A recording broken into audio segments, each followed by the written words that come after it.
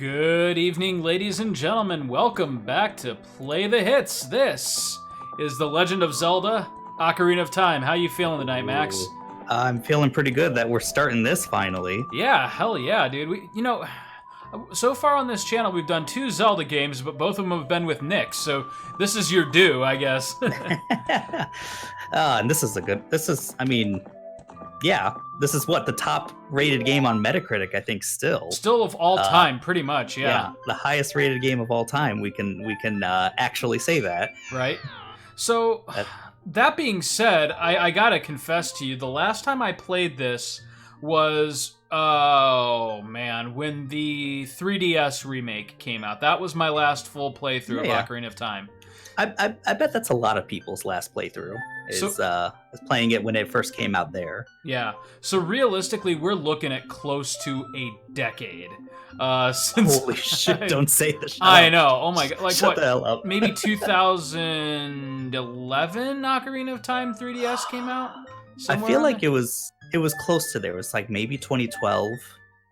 At the latest 2013, but it was not 2013. It was 2013 was definitely, because 2013 the PS4 came out, and it was way before that I played this.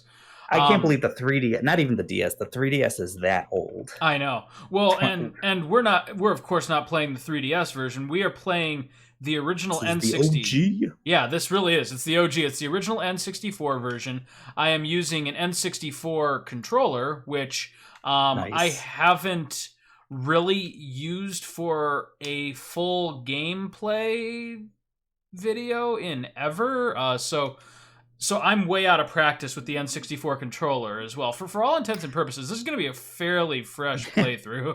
I thought you did with Mario 64, but I'm misremembering that because that was the I Wii do U. remember you bringing up the Wii U menu sometimes. It's like, oh yeah. Yep. We just did some testing with Mario 64 when you first got that thing that you're using now. The retro tink, yeah. The retro what? Ting? Yeah, retro T-I-N-K, retro tink. Okay. And that's right. You sent me the link one time. I remember that. Right. And, to its credit, like, looking at this picture here, I mean, it looks very much like I remember it. There's not a whole lot of, like, artifacts or pixelation or, like, really bad, like, jutteriness. It's simply the original native resolution made compatible with an HDMI cord. And so, I was about to say, like, to make it actually look like it did back then on the CRT TVs, right, takes a lot of hocus pocus. Yep, like, more than you would think. think. Good on them for doing that. Yeah, it was well worth the $100 I spent on it. And because, like I said, I probably wouldn't have wanted to play this on a on kind of like a sloppy port, or even on like the Wii U, like this game was literally made for the N64 controller. So so here we are. A lot of thought went into how to best use the controller and to play it the way it was meant to be played. That really means something for this game. Like, absolutely, because like even to this day, like N64 games just do not feel right when you, even like if you use like a Pro controller or something, they just don't quite.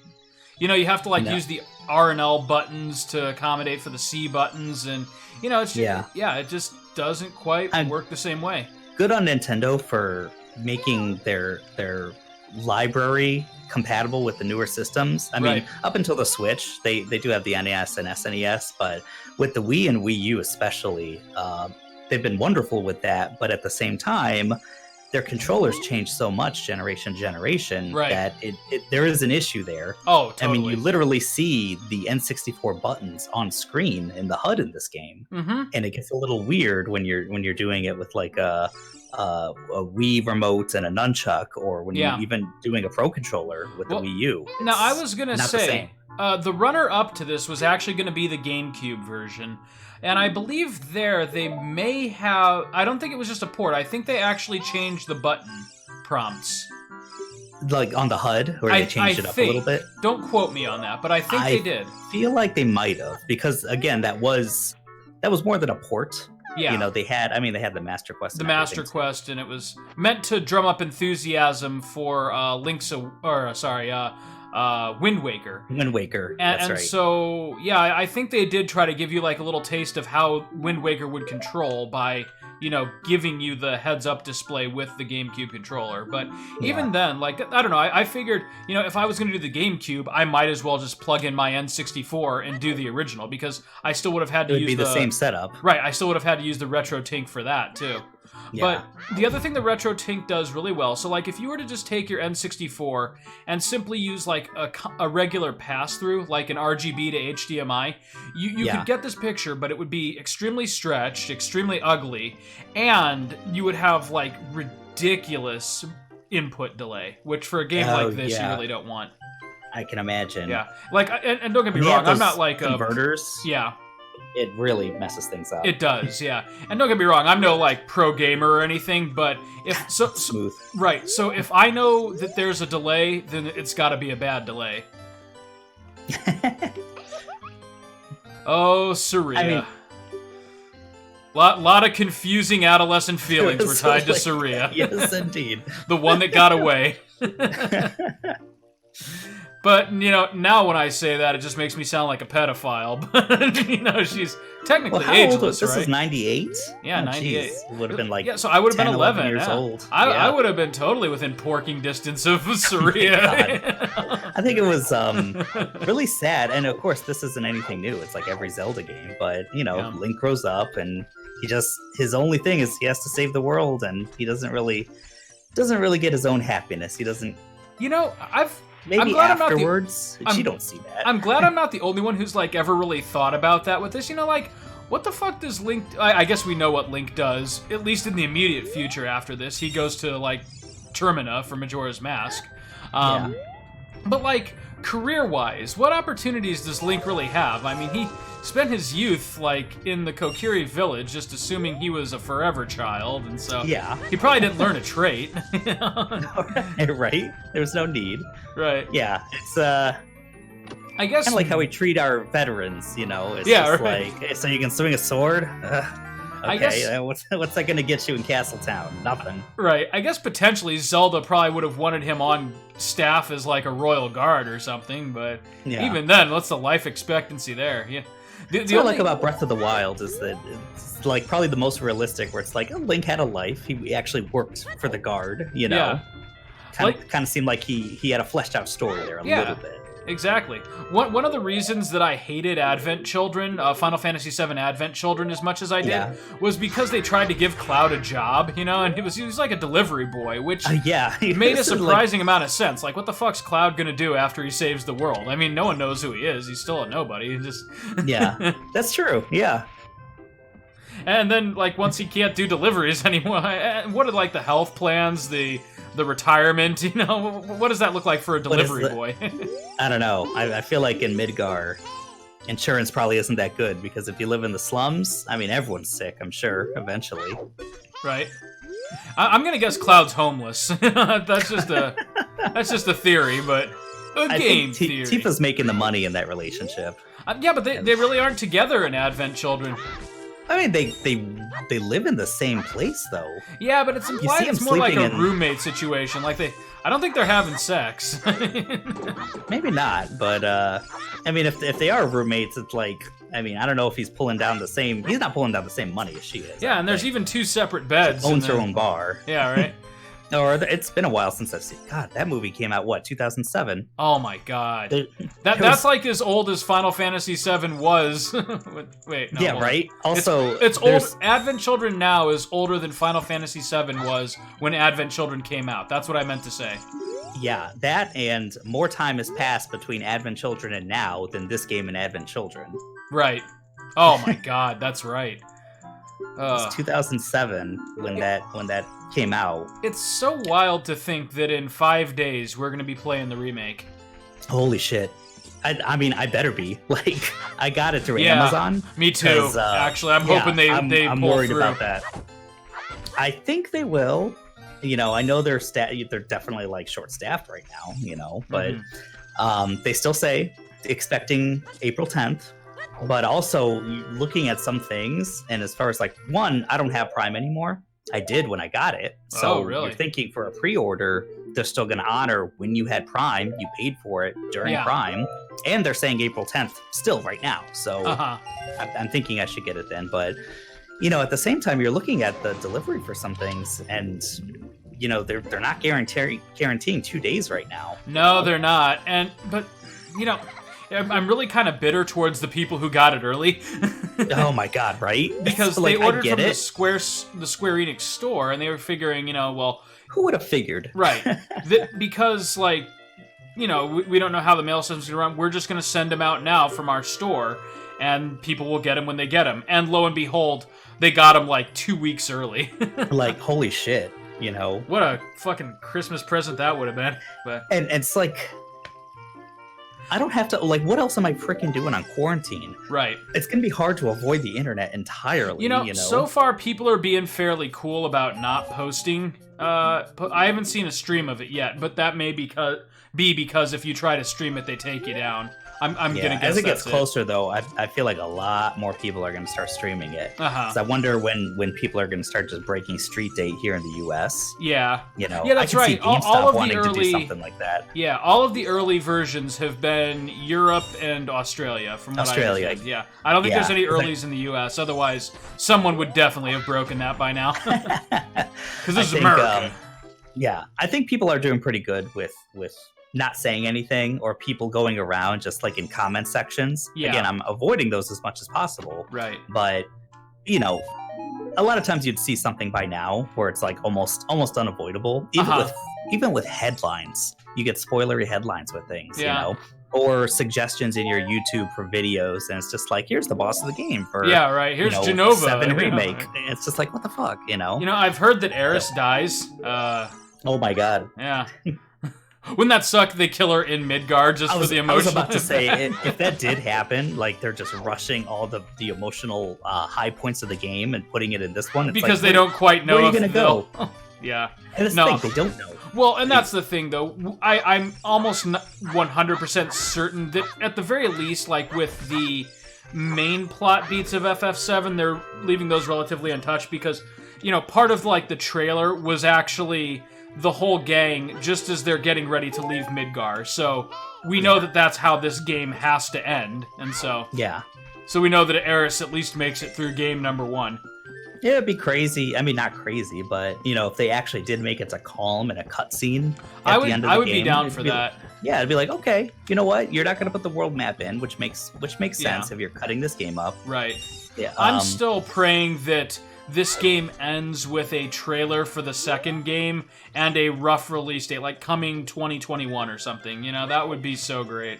If that's the case, though, if that's the case, I don't think there's any way we wouldn't have heard of that. Even if people are being good, major retail or major publications would have ran with that story immediately. Yeah, that's true. They would have given like a token like spoiler warning, but you're right. They absolutely like the first gameplay news site to crack that story is going to be, I need to get the shield. That's what I'm missing.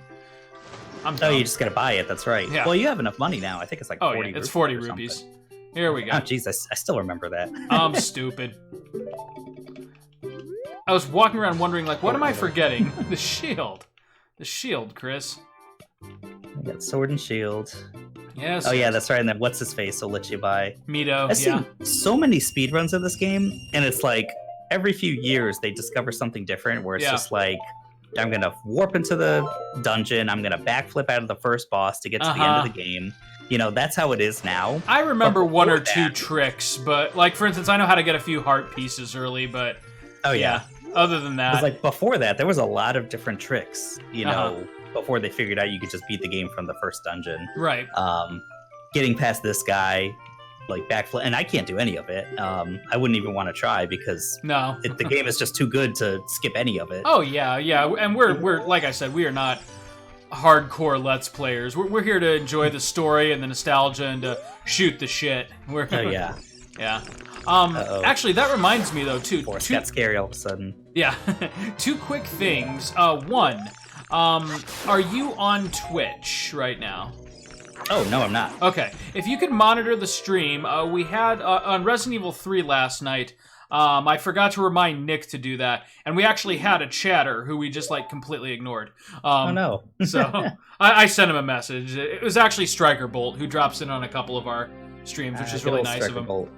Yeah. All right, let's see here. So yeah, I talked to him for a little bit. But then the second one is, do you happen to still be sitting on your old Nintendo Power Player's Guide?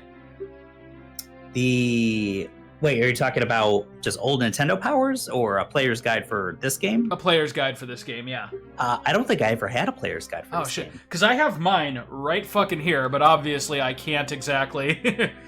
You know, it would break the pace of the stream if I actually looked stuff up in it. Oh, shit, yeah. That's all right. Hell, feel free to send it over. I don't know how long it'll take to get here. I was going to say, like, if you could look up... I think IGN did a, like, full digital guide when the remake came out. We could go off of that. Like, if you just want to, like, shout random, like, tips and tricks to me. Like, if I'm missing a heart piece or something, that'd be cool. It'd be like the old days, you know, when one guy is controlling the game and the other one's on the strategy guide. Yeah. Looks like you're using an ad blocker. Yeah, I am IGN. Get off my shit about it. Looks like you're using an ad blocker. This is unacceptable to us. Like, this looks like an ad. Thanks for telling me it's not working right now. Here's an ad for an ad blocker. Oh, right. I thought that was a treasure chest. Need to break the curse that only wants to side. Okay. Did you ever did anyone in the world ever figure out, like, what those stupid Sheikah zones are supposed to do, or is it literally just they tell you the time? I mean, you get a mask that they'll tell you hints. Oh, that's right. That's the trick. Yeah, it's like the ultimate mask or something like that. Here, I'm gonna make this its own window. So which is funny because real quick. Because at that point, why the hell would you need any tricks? Because you've got. I think there's still some side quests they'll tell you about, and maybe heart piece. Oh, wait a second. Oh, if you don't have all the heart pieces, yeah. There we go. I was watching the stream for a little bit, and I was like, why is the sound not syncing? Like, oh, yeah, why is it so delayed? Yeah, also make sure that you have Twitch muted, or you're going to get a nasty echo. It is. Good. Okay, so, dungeon map. That's the first thing. Yes. And yeah, like I said, I probably don't need any, like, tips or tricks for this dungeon, but, like, once we get onto Hyrule Field, if you want to kind of like, here's a heart piece close by or something like that. Right, yeah, that's my thought. Like, if you want to guide me through side questing, because, like, I'm pretty sure I can pretty flawlessly get us through, like, the forest temple when you get the Master Sword, but after that, it gets a little hazy. All right.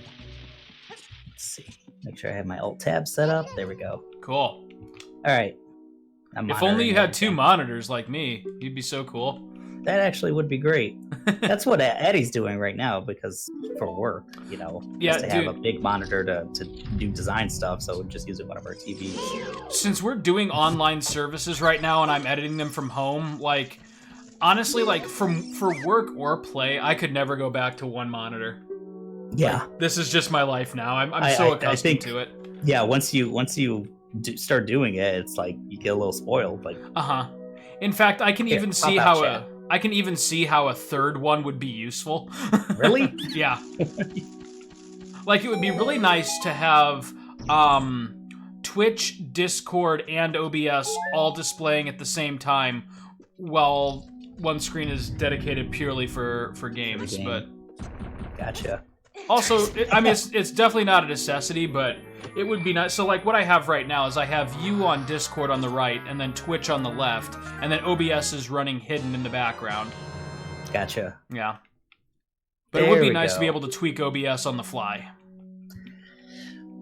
Just took me a while to get that pop-out chat and to kind of have that while I still have this full screen. Ah, nice. Cool. I want to enjoy this game. Yeah, exactly. And I doubt we'll get another chatter, but, you know, every once in a while we do get someone who just swings by to say hi, and I hate to ignore them. Oh, yeah. Oh, right. Let's actually equip the slingshot, Chris. Oh, my God. Even just this very first dungeon. Oh, inverted aiming. That's right. Oh, yeah. You can't even fix that, can you? Nope. Fix is the correct word, too. Inverted aiming is for chumps. You know what? And that's how it was. And most of these games did do inverted as a default, especially with one joystick. I think that was just the norm. I will say that with the left stick, it feels more natural than if I have two sticks. Yeah. Like, it's because then your brain is operating in two different directions, right? Like your left stick where you're controlling the character is normal, and the right stick is inverted. Like It's all of a sudden inverted. Yeah. That hurts my brain to think about. But if it's just one stick and it's either regular or inverted, then that's not quite as bad. Yeah. That was just we got used to it. And then for a while, when things started doing regular, the y-axis is up and down how it should be. That was a little confusing for a little bit, but now... And then there was a couple of years of, wait a second, do I have it inverted or do I have it regular? How do I play? And now that was the PS2 era, and that was the worst. Yeah, that was like PS2, PS3 era. Because, for instance, Final Fantasy 12 on the PS2 had a really wonky ass... Like, it wasn't just the vertical that was inverted, it was the horizontal. What the hell? And so, like, I remember it feeling bad, even like when the PS2 version first came out. Hey, horizontal should never be inverted. No, and then I finally got used to it, and you know, whenever I played a game besides FF12, I was fucked for a little bit because my brain just relearned over the course of 100 hours playing that game. And then it was FF7 with the cancel, the circle, and X. And they made it like how it was in Japan. And then they fixed that for 8 and 9, and I'd always get, hey, your first gold Scotella. That's right. Yeah, it's... Yeah, back then, people don't appreciate the Wild really, West back then. Yeah, like, kind of the industry standards that we take for granted today, like, there was no such thing. Really. Yeah. But it makes the experience comfortable and seamless. Mm-hmm. And back then, it was just like, you had to deal with some headaches. That was just part of it. It was part of being a gamer. Yeah, just fucking get There were no standards. Yeah. What, baby gonna cry or baby gonna play a game? This first dungeon taught you a lot about this game. You know, it's like, hey, look what you can do. You yeah, like the movement, the jumping in old Zelda games was so weird. Old 3D Zelda games, like having no control over it, really just sometimes he'll go for it. I think that was a big debate as if they wanted a jump button or not. Right. And they decided they really just wanted to build that in. I think part of it was confusion. Right. But also, like, I guess what button would they do? And you know, realistically, that's still, in the grand scheme of Zelda, that's still a relatively new thing. Skyward Sword was the first one. With an actual jump button, yeah. And it was like a little hop. It was, yeah. It wasn't much of a jump button. I guess it's the same thing in Breath of the Wild. But... Yeah, but I mean, he can like cling. He's fucking Spider-Man in that game, so like, what's it matter? It's like they taught you about the burning of the sticks and stuff. Yep. They taught you about the jumping, like in very natural, quick ways that are like, yeah, here you go. Now you know. And then they taught you just how the 3D is going to make a difference in this game by having to jump downward. It was such a vertical dungeon, the Deku Tree. It was, yeah. And that was like unheard of. Mm-hmm. You had multiple floors. Like Link to the Past had you jumping between floors quite a bit, which is cool. But you know, you couldn't see the floor below you like you can here. This is incredible. I mean, and this is still built in. Good. I mean, not only is it vertical dungeon, but you literally have to use gravity to get to a different part of it. You know, I thought that's a genius move. It was like that's just good level design. This was Nintendo at, you know, they're probably their first golden age. You know? Oh my god, for sure. I mean, SNES was like, it'll always be my golden age. But I consider N64 and SNES pretty much the same era. Because like while the N64 was out, I was still playing a lot of SNES games. Oh yeah. And they were still making them until, what, probably 99 at least? But, Oh, yeah. And don't get me wrong, I know there's a lot of people who would argue with me over how great the NES is, but, you know, by the time I was starting to play video games, the NES was on its way out. And so I just never got as into that as I did the SNES. Yeah, for sure. And so the SNES N64 is to me like golden, like vintage Nintendo. Now I love the GameCube, but I'll be the first to admit that there weren't quite as many gems as there were on the SNES and N64.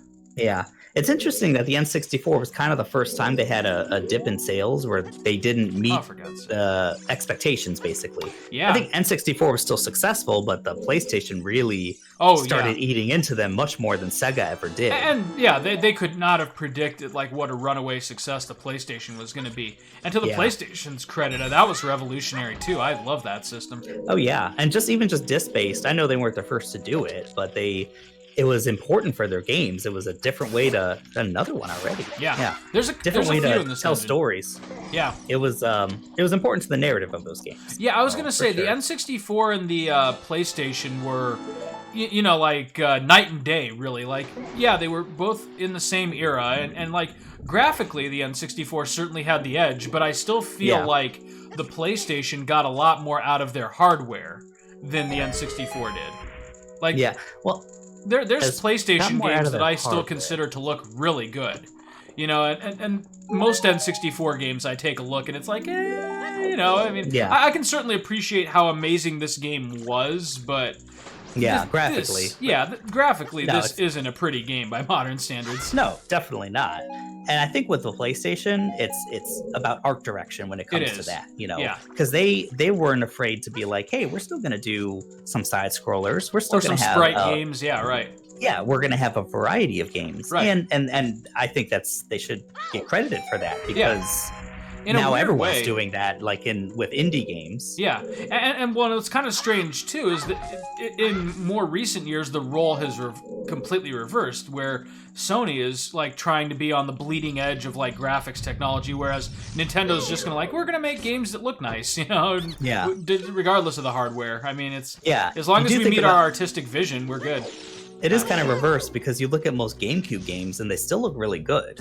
Yeah. And Wii games too. And you look at like PS2 games and it's just like some they're horrible. Look good, but some of them are just like no. Yeah, that's when I think they really started. Yeah. That's when they really started to be like, okay, it's all about the 3D now. Right. Kind of what Nintendo was doing with the N64. Exactly. Yeah. 2, 3, 1. But I do credit Nintendo. What I credit them for with the N64 and what I can appreciate is, one, they insisted on a stick. The PlayStation didn't. They added sticks, but it was just a way to complement the pad. You could control you had to control every game with the pad, or that had to be, or no, there was, I think, Super Monkey Ball. Yeah, and there was, and then like for instance, the Final Fantasy games 8 and 9, they gave you the option to control everything with the joystick. But as far as I know, I think Super Monkey Ball was the only game that required the DualShock with the sticks. Everything else, it was like, hey, the controller had a pad. That was the first controller, so we can't make any games pretty much that needs to do a stick. Right. And Nintendo, it's like, hey, we're gonna do this 3D thing. We want a stick. Right. And they took really good advantage of it. I think it's partly because of that is you have games like Mario 64 and Ocarina of Time that have pioneered what 3D games were going to be, how they were going to play. Absolutely. And it wasn't until Mario 64 that you started seeing those kind of games in other systems. I actually could have made it.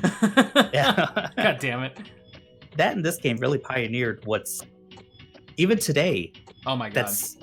They just build on these two games. Yeah, absolutely. Yeah, like every Mario game, every 3D Mario game that's come out since 64 has had at least traces of Mario 64's DNA. And even Breath of the Wild, like it still owes its entire control scheme to this game. Yeah. I mean, minus the jumping and the climbing. Yeah. They definitely added some things that make it that much better. Oh, yeah.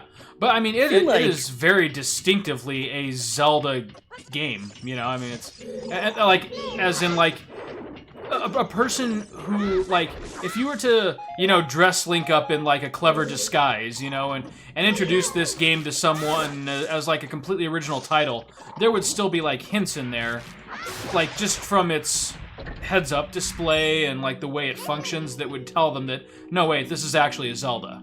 And they owe that to Ocarina of Time. Yeah. It's crazy what... It must have been really scary, I'd have to imagine, for Nintendo. Yeah. Because when the Super Nintendo came out, they're building this hardware, and it's like, okay, what are we going to do with these games? They basically made... it's not like they didn't create any new genres or anything, but mostly it was okay. These are going to be the same types of games, Right. and they're going to look better. And with this, they did. What were their first games that came out? They weren't like nice side scrollers with 3D-esque graphics. It wasn't like a Tomba or something on PlayStation. No. Or whatever that game was. The closest it was the closest they had to that was Mischief Makers. Exactly, and that was not the kind of game they were typically doing. They were No, like, it did not do well stateside. I remember. Yeah, no, unfortunate because it's a fantastic. Oh, game. I love that game. That would be a really. I'd love for you to lead us through a playthrough on that one. Yeah, and I'm pretty sure I'll have Break to your get that fingers from my for parents' me. house. Nice. Because you can't find that game for less than $100. Well, I was gonna say, so you're gonna need the game, which I'm sure you already have, but you would also need a gaming computer and a retro tink before that can happen. So that's probably so down the road a bit. Addie and I were just talking about because we just celebrated our 5-year anniversary. Oh yeah, happy anniversary, by the way. Thanks. We were like, what did we do for our 4-year anniversary? And it's like, oh yeah, a big part of that was we were gonna save our money and kind of come together. Oh, you motherfucker! We're gonna come together and build a computer. Oh, nice. And it was like, oh yeah, God, it's been a year. That hasn't panned out yet. You know, it's just it takes some money. We definitely don't want to go. We're not going to build the most crazy rig out there, but we also don't want to half-ass it. Yeah, I was gonna say I should send you a video. That guy that I keep recommending, Paul's Hardware. He just the one that builds like on his channel. Does he build computers? Or? Yeah, he just did a video how to build a starter gaming rig in 2020 for $500. Nice. So yeah, I know. I like those videos. Yeah. So what's nice is he gives you like the setup, he gives you the budget, and then he tells you like what he's doing that's like fully upgradable. So like, hey, maybe you want a little bit better graphics card. You have that option for an extra $50 or something. But this is just the $500 build. This will get you up in gaming on high settings, and it only costs you about the price of a console. So yeah. I still would like. I mean, 4K gaming is not super important to me. I mean, although now I have a TV that can do 4K. You know what's weird? Oh, go ahead. Go on, you first. But I was gonna say, like, the memory, like you could do these $500 computers, and I haven't looked at a rig in a while. Yeah. But most of these things are like can do really well for like 1080p. Yeah. But I feel like to get to 4K, to get to like the what a robust GPU like a 2080 or something like that can do, you're looking at over $1,000. Oh, $1,200 for the 2080 Ti, yeah. So here's something that I've discovered since I've really gotten back into gaming on a PC. Do you plan on buying a monitor for yours, or do you just want to hook it up to your TV and go? At first, monitor's not super important. We will, but... Okay.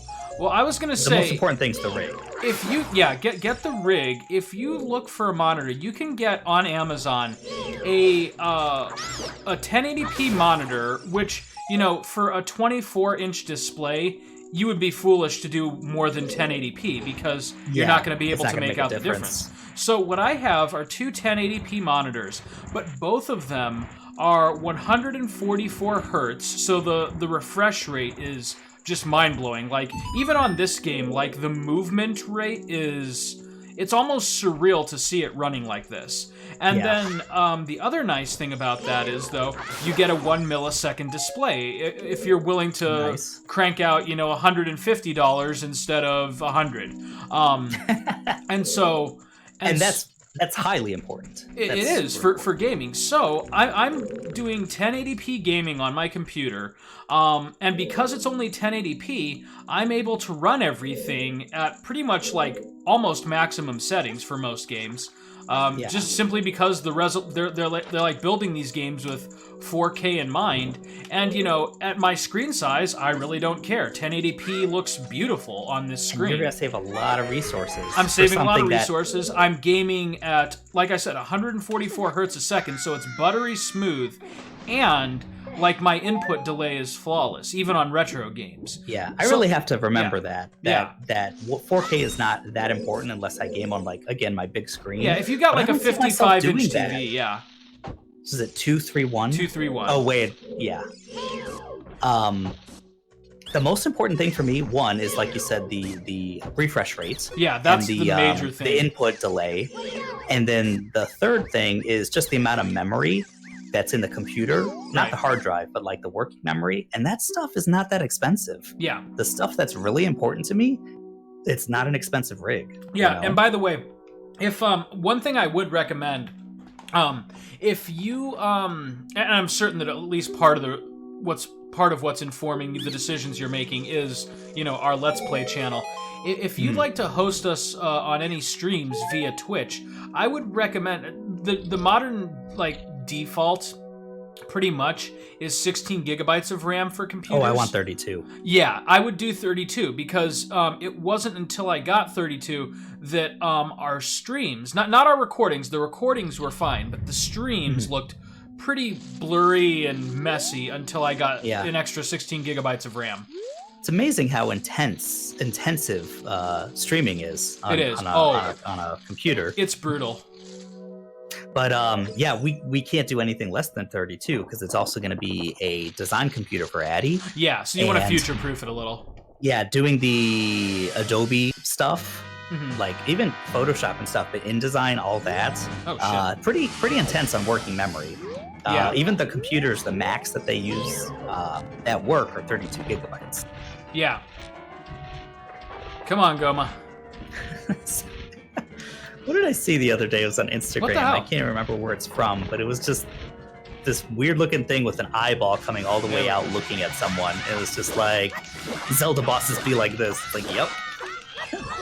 Some huge eye. That's very obvious. Yeah, I know. They always telegraph their weak points so lovingly to you, Very rare, and whether it be this, Twilight Princess, Majora's Mask, it's very rare where you can't figure out the weakness pretty much straight away. I think the game that gave me the most problems recently was probably Link's Awakening, actually. Oh, really? On the Switch? Every once in a while, like I'd fight the face or something, and it'd be like, "Wait, what the fuck is that? What do I do here?" The only one in that game, I remembered enough of the Game Boy original that the only one that really gave me a problem was actually the final boss for his Ganon form. Oh, was it the Ganon form? Okay. The Ganon form. The Shadows. It was his second form, a very simple form, and it ended up being like one of the earliest items. I can't even remember now. It just took me forever. And what was dust, it? What right? did it end up? It was the dust. It was the dust. And it was just like, and it's like, I haven't used this fucking dust in forever. I don't, it's like, I'm never going to use this again almost. And God, it took me forever. I don't remember what Ganon was weak to. There was one too. Ganon was weak to your sword, but the window to hit him is so narrow. That's he was the one that threw the three things at you, and you had to just wait. For, I think what I ended up doing, because there's a good way to do it. I think you could hit him a bit more if you're willing to get hit yourself. Yeah, if you charge him. It's just like, it's just like I'm just gonna, because I got the red mail in that game, the one that made your attack better. Oh yeah, I mean everything in that game's fairly easy, but that part got me a little bit because I was taking all this unnecessary damage and I couldn't remember how to hit him. And I don't think it was that narrow of a window in the Game Boy original. I think they added that to make it a little bit more challenging. Yeah. But, yeah. The game was, like you said, it wasn't hard. No. But I think in the beginning of the game, especially, like the difficulty was okay. Again, it was never hard, but it was good enough that it didn't feel boring. It didn't feel this is just a yawn, No, dude, and for a Game Boy game, that game still to this day impresses me. I mean, it's crazy that it's just a full Zelda game. It is. They didn't compromise on the Game Boy. What we're really saying here, like with all of this conversation, and this is kind of typical for our first episodes in a series like this, but Zelda's just a fucking phenomenal series. From start to finish, it really is. There's not a whole lot of Zelda games I can think of that I don't like. The only one I really didn't like was Spirit Tracks. Okay, actually, I haven't played I haven't even played Spirit Tracks. Never touched it. I guess And- really the 2DS ones were not the best. But and like, I never finished Phantom Hourglass. I finished Phantom Hourglass, but only because like I kind of felt compelled to because it was a Zelda game. Yeah. Like, I was not a crazy big fan of like revisiting the tower with the timer and all that, and then they go and repeat that mechanic for Spirit Tracks, but they drop the timer at least. So whatever. It was just the controls of those games. Suck. Yeah. Touchscreen intense. Like, why? I know why. They wanted to take advantage of the DS. They wanted the controls to be like intuitive, like swiping a pen. But you know, the fucking thing about swiping a pen, the pen takes up all your screen realty. Like, your hand is literally in the way of the gameplay. Yeah. And then like Not the only train. that, it wasn't even one of their first games. No. It took a few years for Phantom Hourglass to come out. It was just like, okay, we're done with the gimmicks, right? Yeah. No, No, that game was all gimmicks. Yeah, and then they totally redeemed themselves with the 3DS. Like they didn't just release simple ports of Ocarina and Majora. They released enhancements, and then fucking Link Between Worlds is probably one of my top 5 Zelda games. Period. I was just about to say, you just reminded me, I haven't finished that game either. Oh, and it's like, God, that's a you need sin to. because that's the most like a Link to the Past that there is. It is. You know, it's like almost the same game.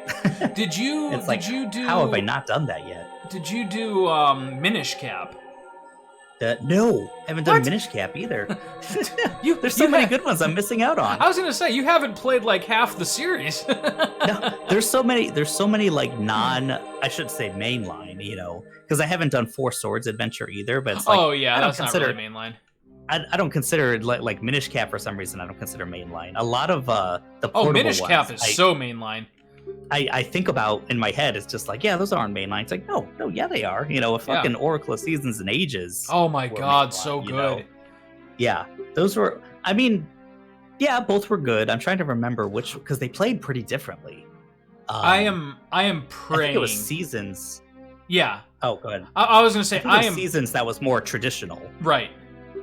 And then Ages kind of messed with you a little bit, and it was actually the better game for it. Yeah. Like, Oracle of Seasons was kind of more like, you know, your typical run across Hyrule Field, slash everything to death, and not that was a bad thing, but like the puzzles in Oracle of Ages, they're not just like good for a handheld. They're like some of the most thought provoking in any Zelda game. They're so good. Yeah, I remember. I mean, I was pretty small when I beat those games. Mm-hmm. I remember being really annoyed by it. Yeah, it was more complex than your average like 2D Zelda game. I think I had to go through it because it's like you have to do them both to get the true ending. Yeah.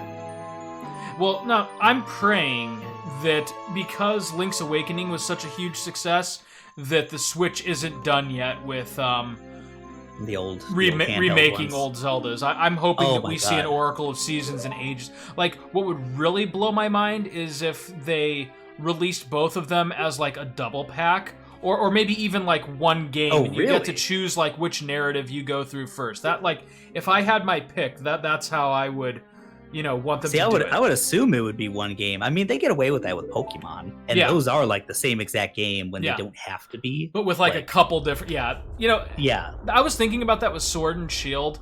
You know, the internet has been a thing for a long time. I mean, why bother releasing two $60 games at that point, and like they artificially dividing people into a team? Like, if I want a Pokemon from Pokemon Shield, I don't have to go out and buy Shield. All I have to do is just hop on the internet and find a Google forum of like Pokemon fans and ask someone to give it to me. Like, that's all. So it's like a pointless barrier to entry, basically. Yeah, I mean, they did help fix that with starting with Diamond and Pearl, that you can go online and request trades of specific Pokemon. So that's good. But at the same time, there's still a lot of people. You should be able to. I'm not positive. I don't know how. But I think you can request. You can't request a specific one. I don't know. I've wanted to, but I couldn't figure it out. Like, and I don't think it's just that I'm dumb. I think I'd be surprised because I know you could do that in Diamond and Pearl. Right. Like, and I haven't played a whole lot of Pokemon games. No, I played a lot of Pokemon Sword because of Connor, but like when he's looking for a specific Pokemon, I don't know how to request it. I still go on like Facebook or Google or and so what's frustrating about that though is that the real issue isn't with the game itself or anything. Nintendo just still in 2020 does not have a firm grasp on how online functionality should work. I'm sorry. Like they're better than they were. Nintendo's online services for the Switch is substantially better than anything else they've done, but with the trade-off that their store is almost unnavigable. Oh my gosh. Yeah, it sucks. Their store, and there's so much for the Switch. There's so much from that the Switch can learn from. See, I'm not even gonna say from the PS4 or Xbox. So much the Switch can learn from the Wii U. I mean, you guys had it. The Wii store was fine. At least the Wii store let you divide by consoles and sort things alphabetically, and it's just filter things. Yeah, you can't do that on the Switches, and they just won't update it. It's so bad. I was thinking is this by design? But no, I get frustrated and I give up. I know. Looking for a specific game. Oh, it's terrible. And two, I think people get the fact that you're giving. I mean, yeah, you want to build people up, right? And you want to give equal chances to everyone with these indie games, but it's like but a lot of them just get lost in the fray. And like really good games and really games that you would think okay, I want to look for Mario versus Rabbids or something, and it's hidden under 30 strip mahjong games or something. Oh my god, and yeah. What the fuck? Well, and it's weird. It's just weird. The funny thing about that is it's become kind of like a trend on Let's Play channels now, not ours clearly because we're not popular, but they'll literally just get online with their Twitch channel and just navigate the the Switch store with their fan base and just look for the most random far out game because you could realistically find anything. There's so much on that store. It's so deep, but there's no clear way to navigate it other than just randomly clicking into page 42 or something like that. It's just wow. Yeah. And that's not even the main problem with their online. The main problem is that you still have to use a fucking friend code to connect to your friends. That even in a game like Pokemon, I should be able to search any number of max raid battles all across the world for a specific Pokemon that I want to try to catch. But instead, I have to disconnect from the internet, reconnect, hit refresh stamps in order to find a max raid battle, and it's not even guaranteed that it's going to be the Pokemon I'm looking for, So yeah, I don't. Yeah, it's they know. It's artificial challenge. Better, I feel like. Yeah, it's yeah, that's part of it too. Well, and worse, I feel like it's unintentional. You have to have an app to talk to people, to talk to even your friends on there. On the phone, just make a goddamn phone call. By the way, while we're kind of bitching about this, just the Switch in general, which I love, but their system UI is very bare bones. Oh yeah, and I don't think they're gonna update that anytime soon. They were saying that's a feature. We wanted to not have a whole lot of memory. We didn't want the OS to take up a lot of memory. Which, okay, I can get that. But one, it's a little boring. But two, the fact that you can't even message your friends. I know. Something that you could do on the Wii. And the Wii U, why? The Wii U actually was robust with that. You could use the camera on the tablet. As gimmicky as it was, and as much as the Wii U kind of sucked with some things, that was awesome. That was actually really cool. Well, and the worst part is, these aren't cutting edge features or even features that are very technically intensive. Yes, we made it. They're not features that are very technically intensive. You just put them on your goddamn system and let people chat with their friends and invite their friends to games. You don't need a complicated way of doing that. It's not. Yeah, I don't know.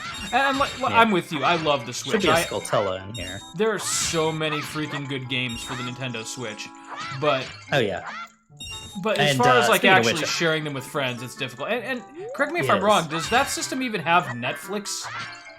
No, it doesn't. It has Hulu, it has YouTube, no Netflix yet, which is like a huge oversight. Like, it's such a no-brainer. Why a system that have it on my phone? Right, that you could take portably as well as connect your TV. Why would you not have Netflix on that thing?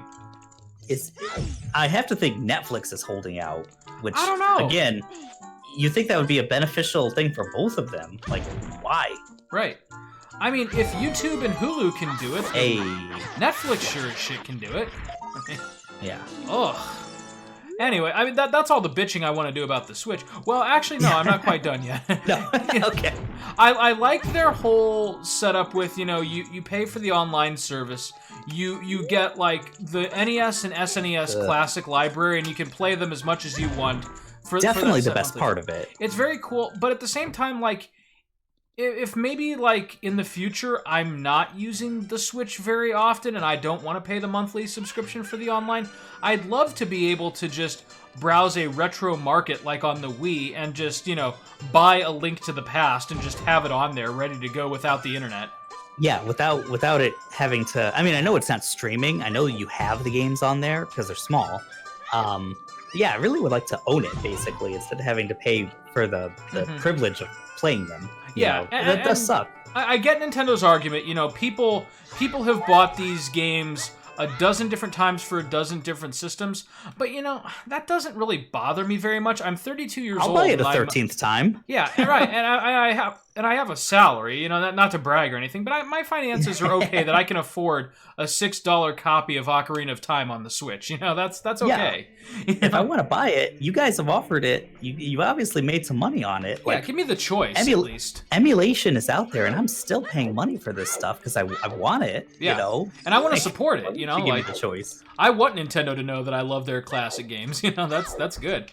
Yeah.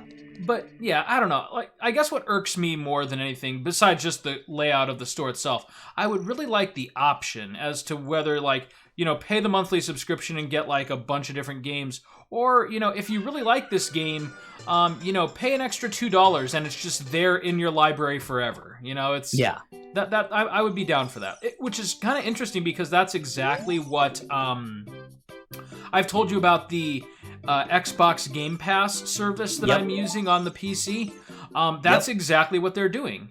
You pay a monthly fee, you get a ton of really good games, but if you really like them and Microsoft has an expiring deal, they basically say, okay, so if you really liked The Outer Worlds and we're going to take it off next September, you have the opportunity to buy it at a discounted rate. Yeah. And it's just in your library forever. They're doing it the right way. I think everyone else really I gotta hand it to Microsoft's lead. Yeah. Sony's streaming service and Sony's like rental service is just garbage. It's at least priced probably how it should be. I mean, $20 a month was crazy. Yeah. Like once they lowered it by half, they chopped it by half. It's like, okay, that says something. You should have been doing this the whole time. Like, yeah. As it gets better, they chop the price in half. It's like, okay, it's still not where it should be, especially if you compare it to Xboxes. But I consider Xboxes just to be really good. Yeah. Game Pass was like better than anything else was out there when it came to streaming services by far. And I'm sorry, but streaming in general is just like, I kind of hope that's not the future of gaming, because I even if it's just digital, like I bet you that the future of gaming is just all digital. But yeah, digital I can get behind. Yeah, that's convenient as hell. As much as I like a collection. Me too. Like, yeah, but it's the main thing is I want to own my games. Like if I pay you $60, I want to be able to, on my deathbed in a retirement home 60 years from now, I want to be able to grab my Switch and play whatever games I purchased back in 2020. Without having to deal with the Wi-Fi or something like that. Yeah, right. Which, speaking of which, I get it, and I know that it works most of the time, and people are happy with it. But I think this pandemic of ours has kind of shown we're still not ready for that. The world isn't yet. No. If you've noticed, have you noticed like Netflix and Hulu and things just bad. Not working quite as well? No, because everyone's on them right now, and everyone's on, and they can't handle it. Not all at like, once. at all. No. Which is kind of strange because, they're bragging like their money is made by having as many concurrent subscribers as possible. But when it's time for all of those subscribers to actually get their money's worth, it gets a little dicey. I get it. Yeah. I get that argument, and I get on their side, it's like, hey, we're running metrics, we're trying to save money, so we've never expected people to all be on at once like this. Okay, I get that. But am I going to get a discount this month? Like, right. Because I can't watch, like, basically most I got a story for you, by the way. Go on. It's a bit downgraded. Like, Hulu's been downgraded, Netflix has been downgraded, Disney Plus is just almost not working for me most of the time. Are you watching it on the PS4? No, actually, I'm watching most things I do through my TV now. Okay, cool. I was gonna say, because if it's the PS4, for whatever reason, and it still isn't even fixed, is just hot garbage with Disney Plus. Like, it'll fast forward, but the audio will stay in sync, and then, like, it will try to course correct. It's really bad, like, to the point where I have started watching Disney Plus on my TV because the PS4 app is just not there, and I'm not sure why. Well, that's sad. Yeah. That's just laziness, I'm thinking. I think so. I think it's just they've made their money and they're not going to fix it. And I mean, it still works, like, I don't know, I would say, I don't know, maybe 70% of the time, but that 30% where it's not is really bad. And it's really frustrating because you basically have to restart your system to get it to work right. Oof. Yeah. Actually, I had to restart my PS4 the other day because this has happened twice now recently. It gets, I'm looking at games, that I might want to buy, and it tries to play some media, right? And it just hangs there. Uh-huh. And I can't do anything about it. I can't hit the PlayStation button to go back. I'm stuck. Right. And so I have to hold the power button for like 30 seconds. And then it'll yell at me and be like, hey, you can't unplug it. It's like, I didn't unplug it. It's like, don't unplug it. I forgot about rebuild. I have to get caught by a guard. You need the egg. Yeah. That's right. So my story for you before we wrap up this episode here is I speaking of like quarantine stuff and everything, obviously I can't go to the YMCA because they're shut down, and you can't be within 6 feet of a person. So I've been working out at home and everything, but I forgot to call the YMCA and ask about, like, since I'm obviously can't be there, I'd like not to pay this month. What they did, but I forgot to do that, and so we paid, and I was like, shit, well, whatever, I'll let it go. They sent us a piece of mail saying that because we didn't not pay them this month, they're calling us sustaining members of our local YMCA chapter, and Connor this summer or fall or whenever they're back open is going to get to take an entire class for free. So like taekwondo or soccer or something. That's something. Yeah, so that was nice. That is nice. Yeah. Our gym, I was going to cancel like March 31st. Uh-huh. Because it's like, hey, I'm not going to, but like, who knows how long this is going to go on? And sure enough, they extended the stay at home like we all thought they would. Right. And literally March 31st, my gym sends an email. It's like, hey, we're putting your account on pause. It's like, okay. Tight. Probably smart of you guys, but at the same time, how did you not send this out earlier? I'm sure a few people canceled before I was about to. Like, oh, I bet.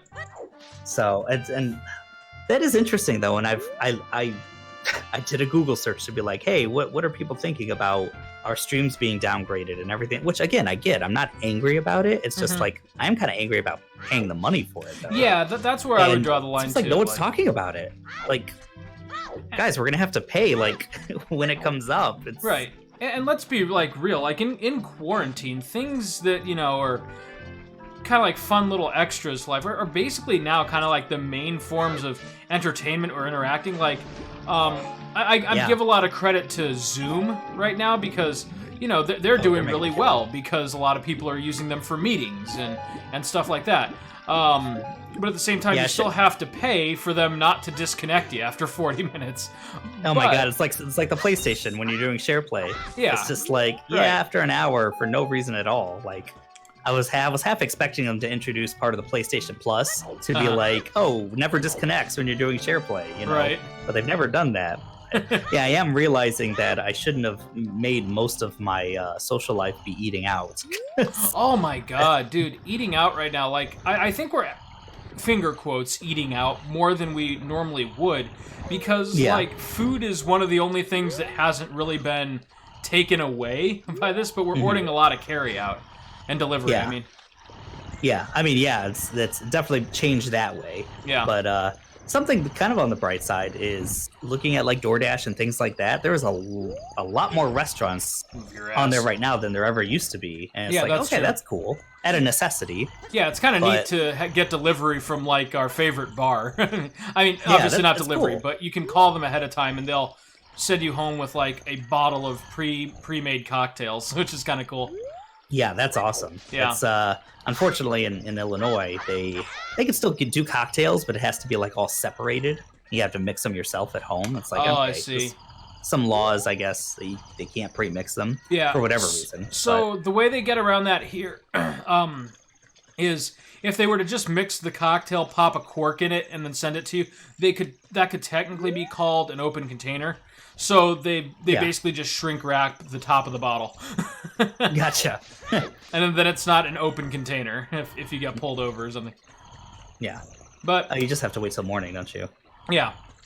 So this is where we're gonna wake this guy up, get into the hedge maze, and that'll be where we call this an episode. So Sounds good. I'm really excited for this one. This is drumming up all sorts of, and it's kind of interesting because I was joking about like the N64 controller. It's all of a sudden like I'm not even looking down at it anymore. Like it's kind like of an old friend. my hand has like become that weird Nintendo 64 claw again. You know? Yeah. Hey, their controllers are weird. Definitely the most unique ones, but they put research into those things. Like, You know, they work. I still think the GameCube controller is bar none the best controller Nintendo's ever produced. I would agree. That definitely have to just agree with feels that. it just molds to your hand. You know, it's so good. The best L and R triggers, like they feel so good. Yeah. There's that clickiness. The sticks are wonderful. The only How thing they I don't like feel, is they the got Z those little button. notches. Yeah, I would agree with that. The But they Z don't button's a use little it very weird. much. It's usually like for a map or something, which is a good use for it. Like something that's not like Yeah, like if you had to rely clicking on it all the time. yeah, if you had to rely on like Twitch reflexes in order to hit the Z button, that would not be good. But if it's just there Yeah. to like navigate a menu or pull up a map or something like that, that's fine. Yeah, But it's just kind of Kinda like crammed how up there. yeah, The D-pad is also a little small, but again, that was the first time that Nintendo made a D-pad that wasn't supposed to be used as a D-pad. You know, it was Yeah. supposed to be used to navigate menus or something like that. It wasn't Yeah, meant to or be the something a main game way like of this. moving your character. So, yeah. yeah. So for fighting games, not a great system. No, You'd have to get a different controller. for sure. Well, I hate to cut the conversation a little bit short, but this is going to have to be where we call our first episode. But we'll be back Alright. shortly with Crystallis. So, Max, Yeah. And this game only gets better from here. I'm it loving does. it. Yeah, it's kind of a really great trip down memory lane, and this is one of those games that just ages well. So I'm excited. Yeah. We'll see you next time, Me too. Max. All right. See you in a bit.